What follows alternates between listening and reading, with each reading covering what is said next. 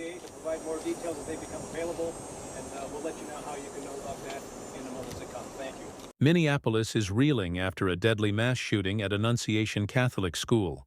The attack occurred during a school-wide mass early Wednesday, where a gunman armed with a rifle, shotgun, and pistol opened fire through church windows, killing 2 children aged 8 and 10, and injuring 17 others, including 14 children. The assailant then took his own life. Witnesses describe hearing up to 50 shots while students were praying. The tragedy deeply shook the community. Officials confirmed victims are being treated at multiple hospitals.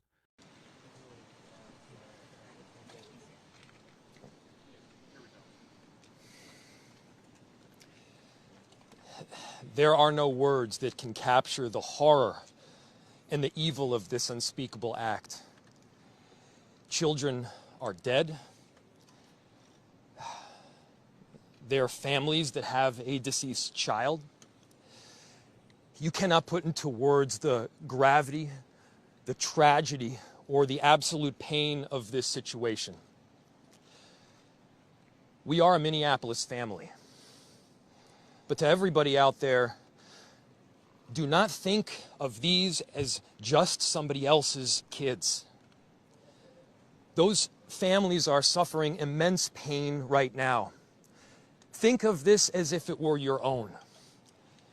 Every one of us needs to be wrapping our arms around these families, giving them every ounce that we can muster. These were Minneapolis families. These were American families. And the amount of pain that they are suffering right now is extraordinary. And don't just say this is about thoughts and prayers right now. These kids were literally praying. It was the first week of school. They were in a church. These are kids that should be learning with their friends. They should be playing on the playground. They should be able to go to school or church in peace without the fear or risk of violence, and their parents should have the same kind of assurance. These are the sort of basic assurances that every family should have, every step of the day, regardless of where they are in our country.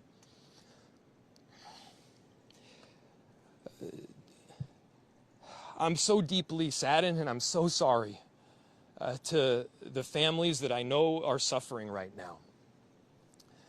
My ask is to everyone, stand by them. Love them.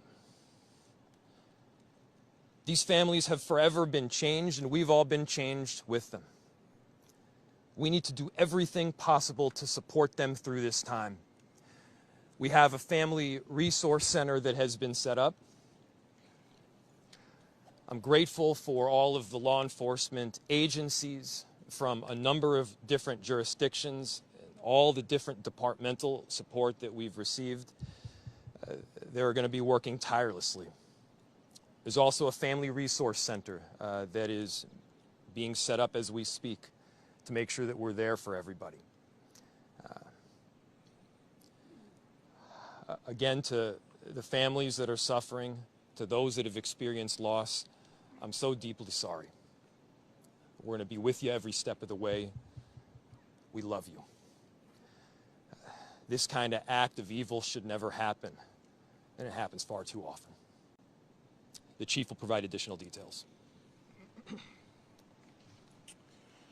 My name is Brian O'Hara, B-R-I-A-N, O''H-A-R-A. I am the Minneapolis Police Chief. Earlier today, just before 8:30 a.m., our city experienced an unthinkable tragedy. Minneapolis police officers responded to a report of a shooting at a mass that was happening at the Annunciation Roman Catholic Church on the block behind me. This worship service was marking the first week of school for children that are attending the Annunciation Catholic School. During the Mass, a gunman approached on the outside, on the side of the building, and began firing a rifle through the church windows towards the children sitting in the pews at the Mass. Shooting through the windows, he struck children and worshipers that were inside the building. The shooter was armed with a rifle, a shotgun, and a pistol. This was a deliberate act of violence against innocent children and other people worshiping. The sheer cruelty and cowardice of firing into a church full of children is absolutely incomprehensible. Police officers from the Minneapolis Police Department immediately responded, entered the church, and attempted to provide first aid and rescue some of the children that were hiding throughout the building, while other first responders came and EMS responded to rush victims to nearby hospitals. 2 young children, ages 8 and 10, were killed where they sat in the pews. Their parents have been notified. 17 other people were injured, 14 of them being children. 2 of those children are in critical condition. The coward who fired these shots ultimately took his own life in the rear of the church. Our hearts are broken for the families who have lost their children, for these young lives that are now fighting to recover, and for our entire community that has been so deeply traumatized by this senseless attack. We will stand together to protect our children, our schools, and our houses of worship. This deliberate act of violence is just a sign of cruelty that is beyond comprehension. Our hearts are broken for everyone that's been affected by this tragedy.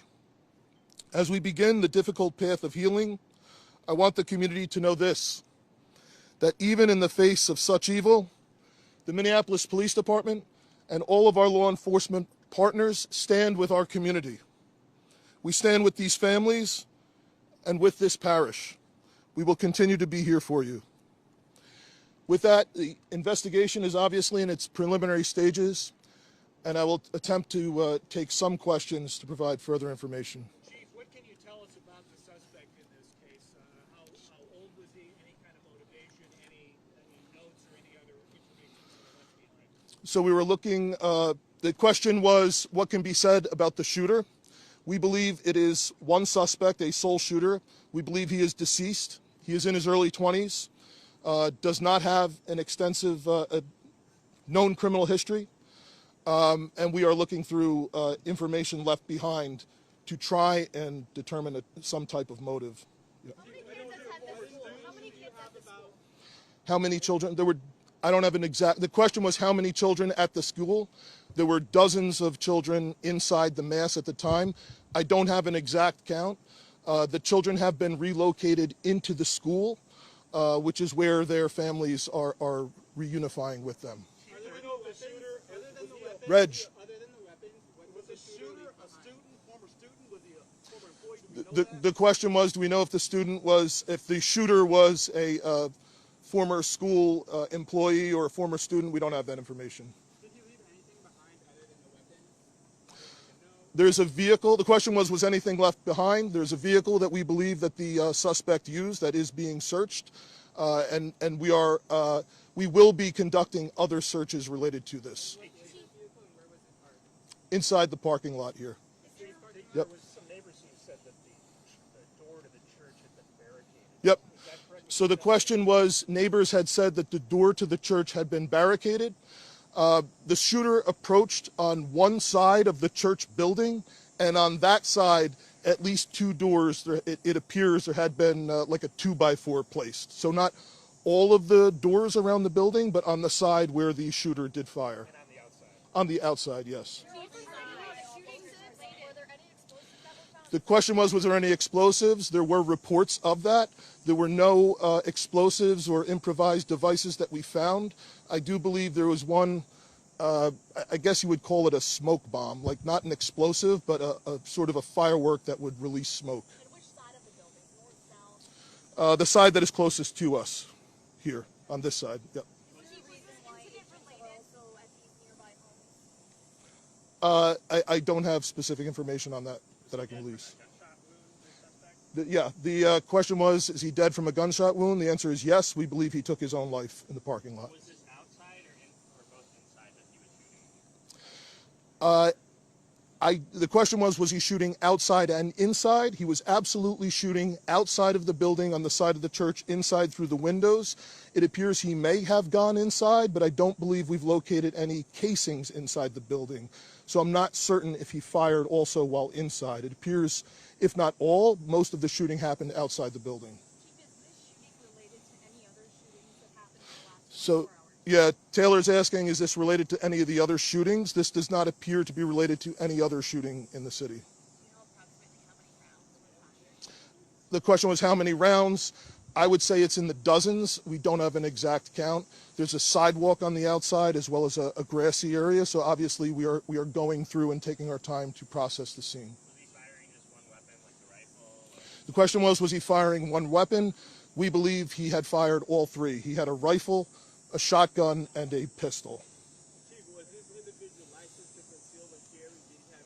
Did he have any? Were the weapons, was he lawfully carrying the weapons? I don't have that information, and I don't have any information on any significant criminal history either. Was he dressed at all in any tactical type of gear or anything? It appeared he had some black clothing on, his cargo-type pants. I guess you could interpret that as, however you like. All right, Yeah. ladies and gentlemen, thank you for helping us to get the information out today. We have a lot No more work questions? that needs to be done. We will return back later today to provide more details as they become available, and we'll let you know how you can know about that in the moments to come. Thank you. Okay, How can the public help? that's it. Thank you.